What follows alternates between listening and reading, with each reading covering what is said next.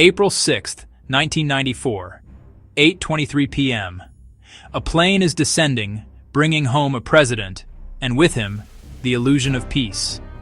In the next few seconds, a shoulder-fired missile will rewrite a nation, and the world will watch, not in shock, but in silence.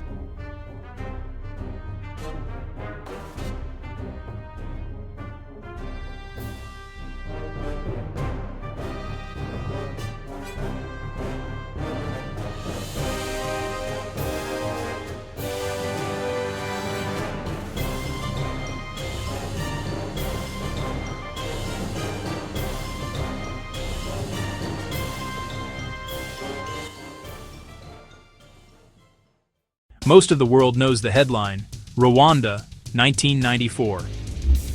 Neighbors turned against neighbors. 800,000 lives taken in roughly 100 days. A story reduced to a single sentence. But history is not a sentence. It is a crime scene. And the evidence is still warm. Today, we are not asking what happened. Today, we ask why. And what you were never told.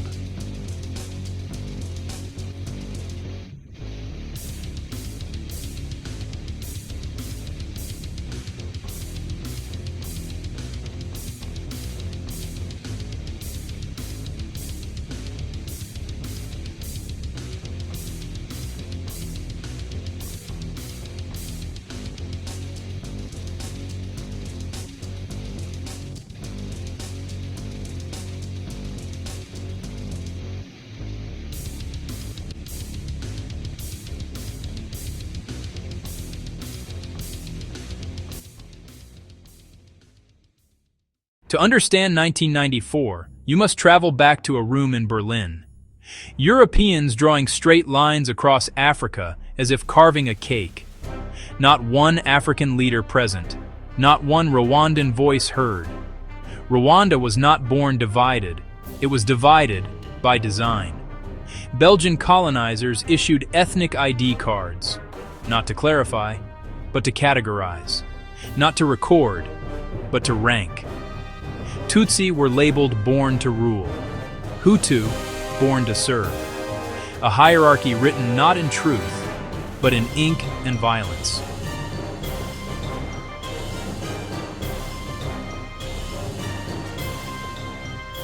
The genocide was not a spark. It was a fuse lit a century earlier, waiting for the perfect moment to detonate.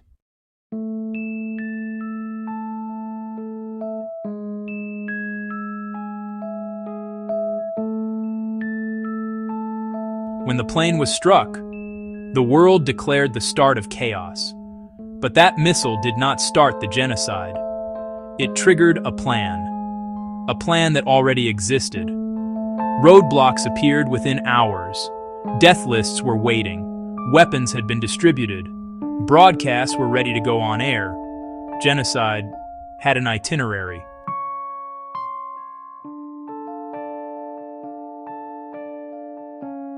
Who fired the missile? To this day, there is no legal, unanimous answer. Finger-pointing continues. Truth remains hostage. But here's what matters. The genocide was not spontaneous. It was systematic.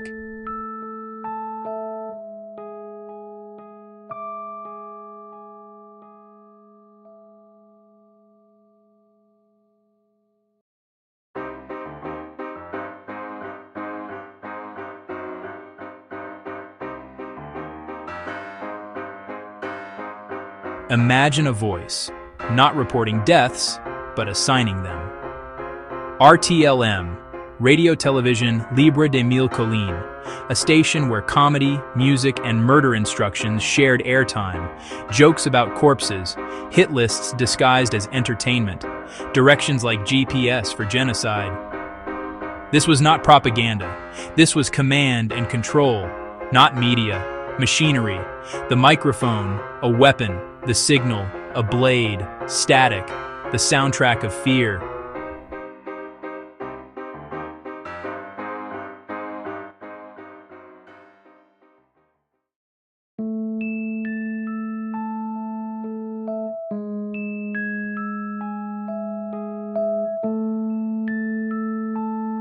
There is a story told to comfort global conscience. We didn't know. But that is not true. UN commanders sent warnings. Human rights groups screamed alarms. Journalists risked everything to report. And leaders debated sanctions, wording, whether or not the term genocide would offend someone. 800,000 lives versus the politics of vocabulary.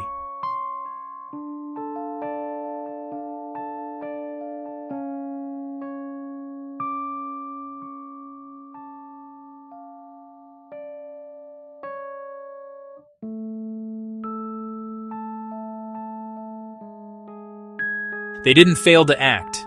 They acted. They acted to leave.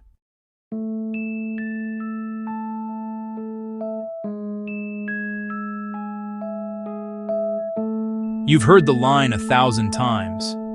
They killed each other. It was tribal.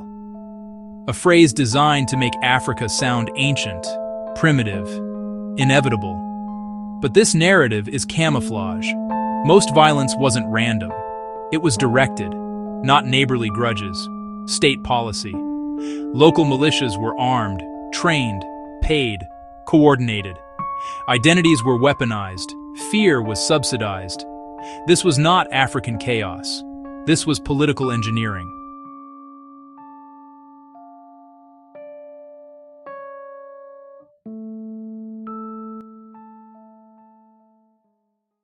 If you are watching this from New York, London, Delhi, Manila, São Paulo, do not look at Rwanda as over there. Look at your own identity cards, your media, your rumors, your headlines. History is not a mirror. History is a warning.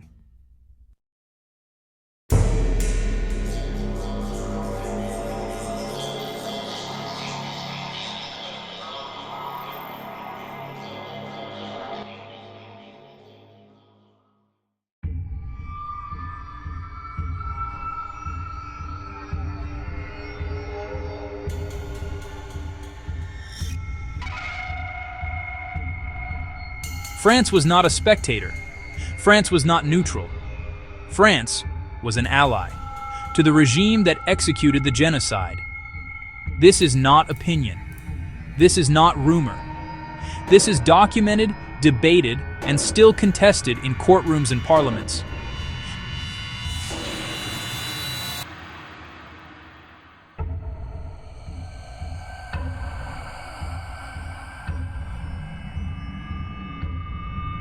Why? Because geopolitics has no conscience. In the early 1990s, Rwanda was a battleground, not for territory, but for influence. France feared losing Francophone Africa to English-speaking influence, especially as the Rwandan Patriotic Front, led by exiles in Uganda, spoke English. So Rwanda became a proxy war, where the pawns bled and the kings never touched the board.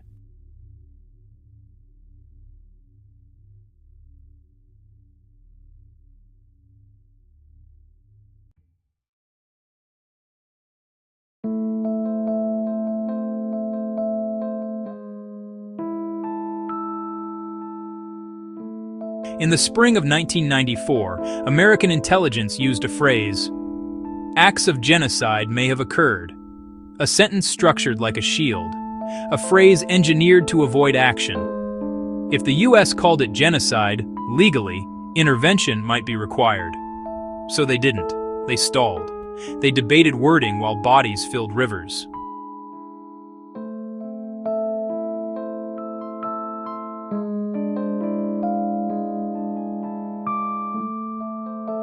Reports show officials avoided using the word, not because they doubted the truth, but because they feared the responsibility.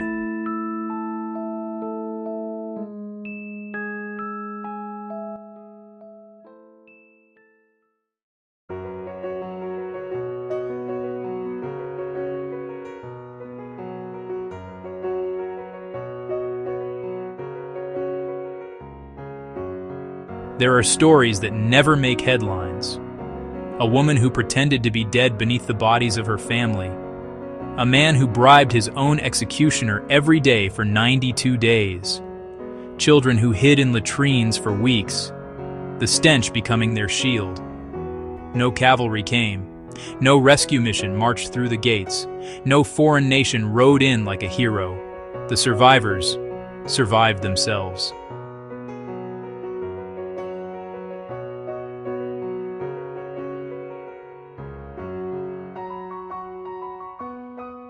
Survival is not triumph. Survival is proof. Proof that humanity is stronger than the systems designed to erase it.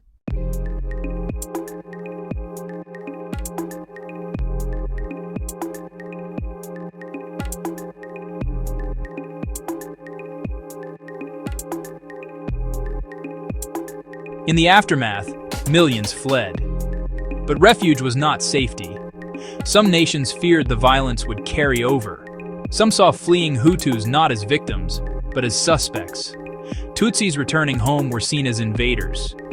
The world simplified a tragedy into a binary. Hutu, character villain. Tutsi, character victim. But reality does not obey stereotypes. There were Hutus who died protecting their Tutsi neighbors. There were Tutsis who participated in revenge killings after the genocide. There were children who grew up stateless. Their identity turned into a liability. Refugees were treated not as people, but as questions.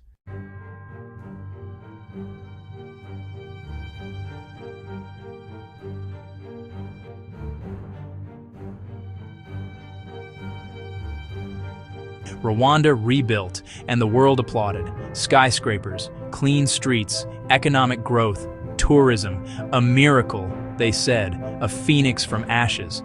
But inside the miracle are ghosts. Questions about accountability, trauma passed from parent to child, judicial systems overwhelmed, truth commissions walking a tightrope between justice and peace, a nation rebuilt. But memory walks with every step. So why tell this story? Why now? Why like this? Because Rwanda is not an African tragedy. It is a human warning. It is a case study in how hate is engineered, how bureaucracy kills, how power manipulates identity, how language can be lethal, how the world can watch and wait and justify and do nothing. And because, right now, in the world you live in today, you can hear the echoes in political speeches, in online mobs, in radio hosts and influencers, in the normalization of dehumanizing language, in the idea that some lives are worth less. Genocide does not begin with weapons. It begins with words. It does not start with killing. It starts with categorizing. Look around you. Ask yourself, who benefits when neighbors are divided? Who profits when fear is trending? Who gains when hate goes viral?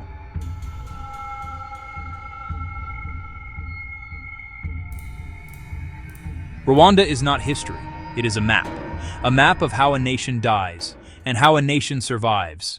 If this story moved you, if you learned something the world never told you, if you believe history deserves the truth, then don't let this video end here.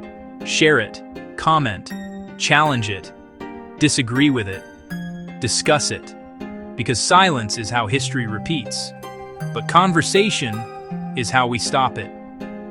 Subscribe to Chronicle X. History Unfiltered.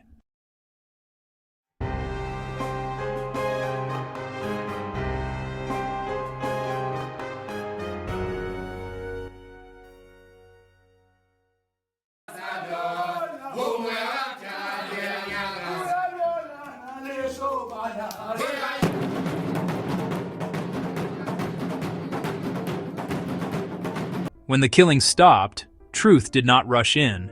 It arrived slowly, like a wounded animal. Rwanda chose a path no nation had walked before.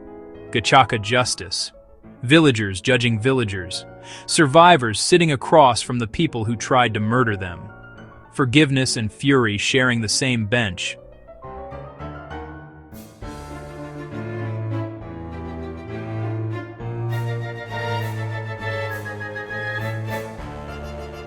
Some called it brave, some called it dangerous. Everyone agreed it was necessary, because the prisons could not hold every perpetrator, and hearts could not hold every memory.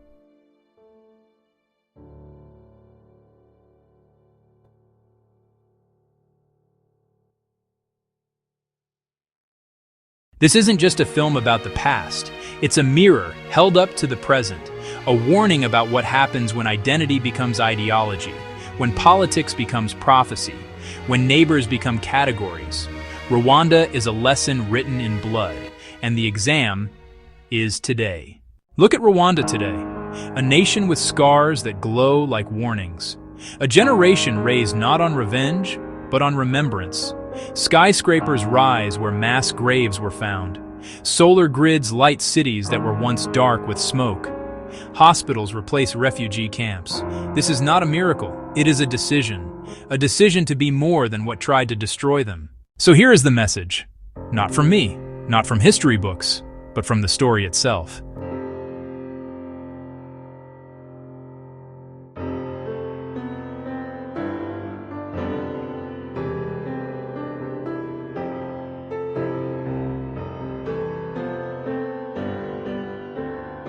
Hate does not need an invitation. It needs an excuse. Don't give it one.